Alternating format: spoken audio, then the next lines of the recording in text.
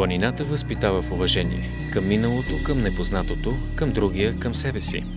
Древността е свят на приказките, на онова, което сглобяваме като пъзел от парченца керамика, от зрънце жито, от преживяла вековете дума. Хиляди години от тогава много тайни остават неразкрити. Родопа и ревнива. Пази си ги. В района се намират следи от Урсус Пелиус, или така наречената пещерна мечка, която е загинала през ледниковия период. Когато мечката е на 4 крака, тя е висока 2 метра, а изправена е около 4 метра височината.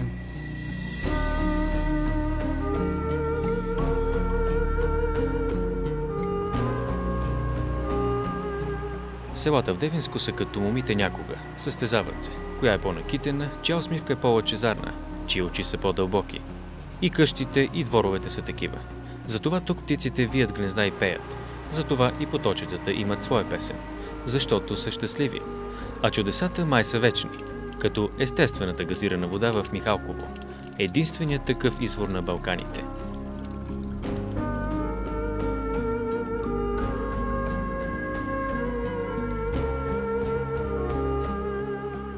Стеснени участъци по пътя пресичат планината.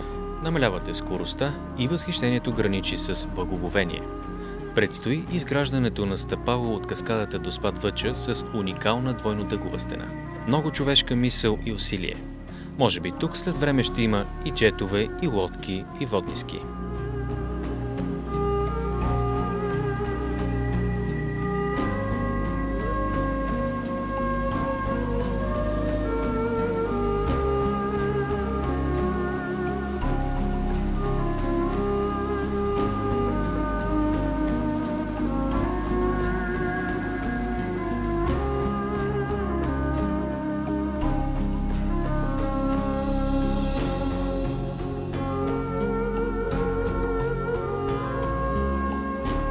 Триградското ждрело не е просто забележителност, а истинско чудо.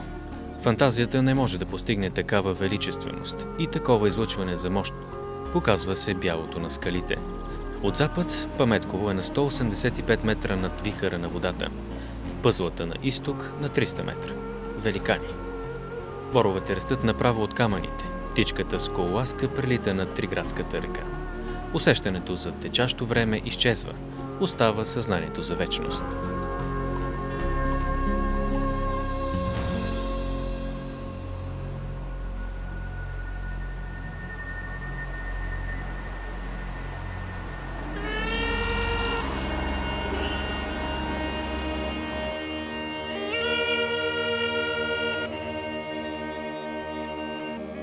Дали ще влезете в дълбока пещера или ще катерите скалите, дали ще грабнете веслата или ще яхнете мотора из горите, избирате вие.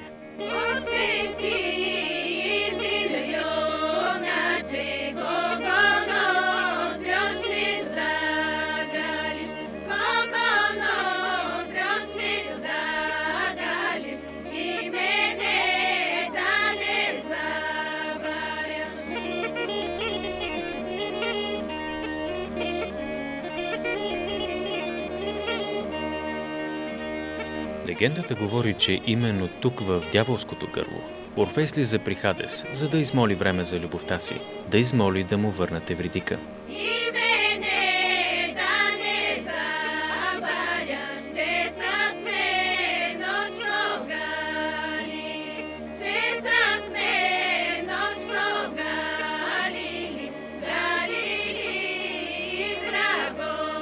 В интерес на истината, това е млада пещера, едва на някакви си 300 000 години. Геологичната и човешката мяра трудно се съвместяват. На нас ни се струва, че от митовете и легендите са излезли и дяволският профил, и причудливите форми на камъните. Дали е само стара приказка или е истина?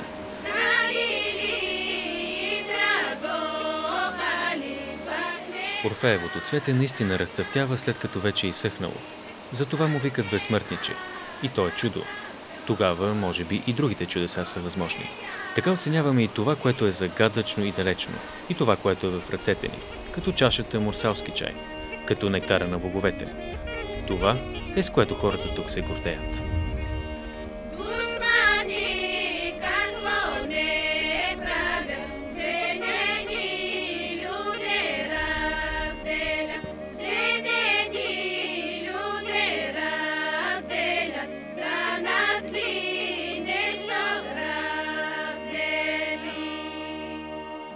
Мали радо, бела радо, пустили ти чорні очі, пустили ти чорні очі, чорні са чорні, как череші.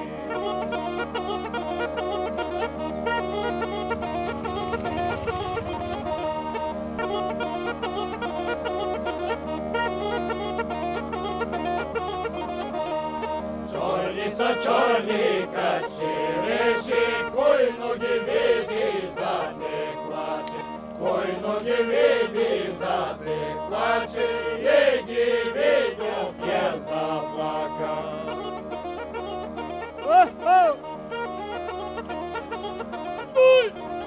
Родопа наистина е като всяка разглезена красавица. Поставя любовта на изпитание. Харамийската пещера е точно срещу дяволското кърво и обитавана от прастари времена. Да се пребориш с нея, дори с опитен водач и екипировка, си е изпитание. Най-сладка е победата над себе си, ако успееш да направиш тия важни стъпки срещу страха си. Половин час, след който знаеш, че можеш и че харамийското е някъде в кръвта ти.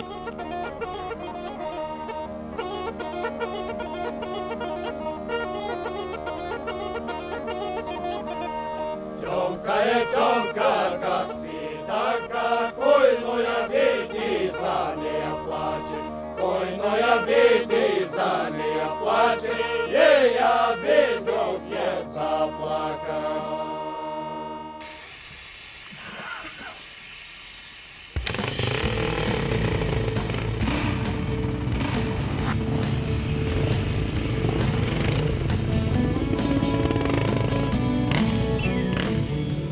А тези са като дивите кози. И като тях познават склоновете и пътеките. Разпознаят ли ви като свой, ще ви отведат където пожелаете.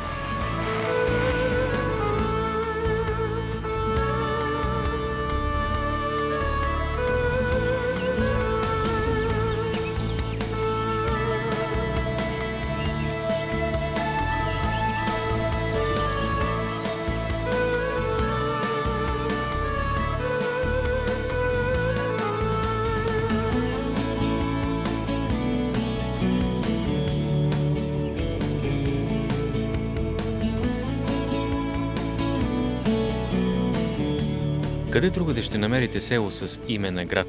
Само Триград е. За да напомня, че думичката град не означава метро, трамваи и тролеи, а идва от това, което се създава с човешки ръце, което се гради и остава. И тук посрещат както се полага. И тук сте чакани гости.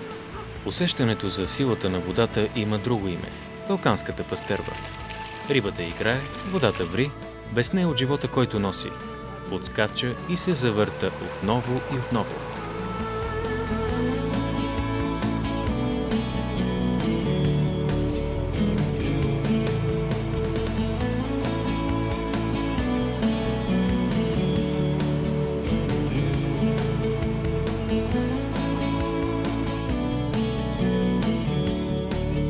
Някога от тук са минавали старите римски пътища.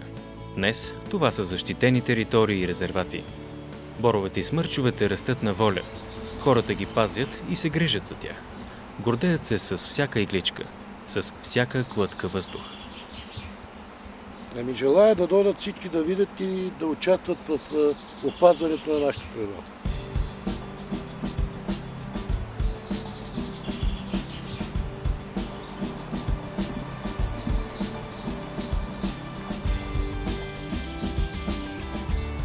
А пиената гора си е феномен. Расте на свлачище. Дърветата са като полегнали след весела трапеза. Почиват след празника, както се полага.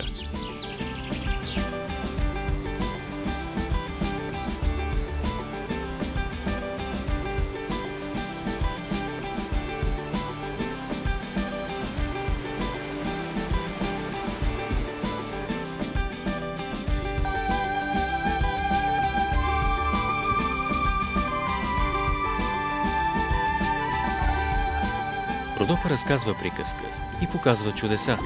Великани, троли, елфи, самодиви и веди, дяволи и божества. Коя ли горска фея се е скрила зад скалата? И кой ли воден дух ще се надигне от вълните? Вековните дървета около Кестен, едва на 10 километра от границата, следите от някогашни битки край Беден, Воденицата в Гьоврен, селцето кацнало на Баира, Слонската скала край Настен и още толкова много оставаме на вас.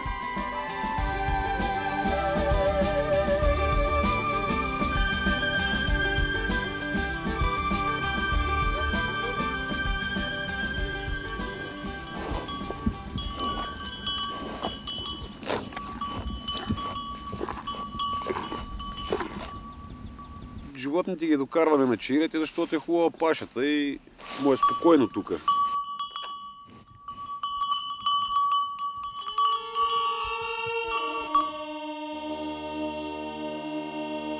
Чаир значи поляна.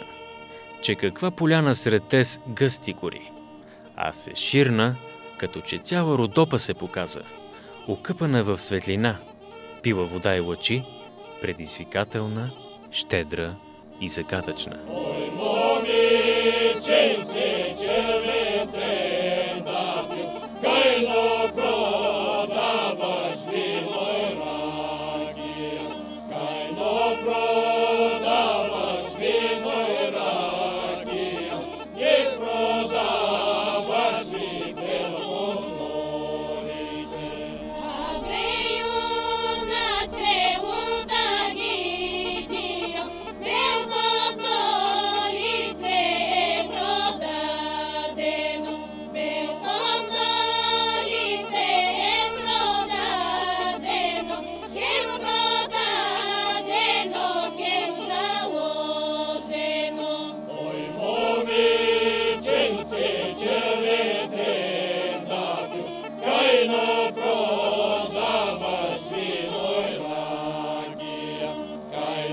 Prodavaš vino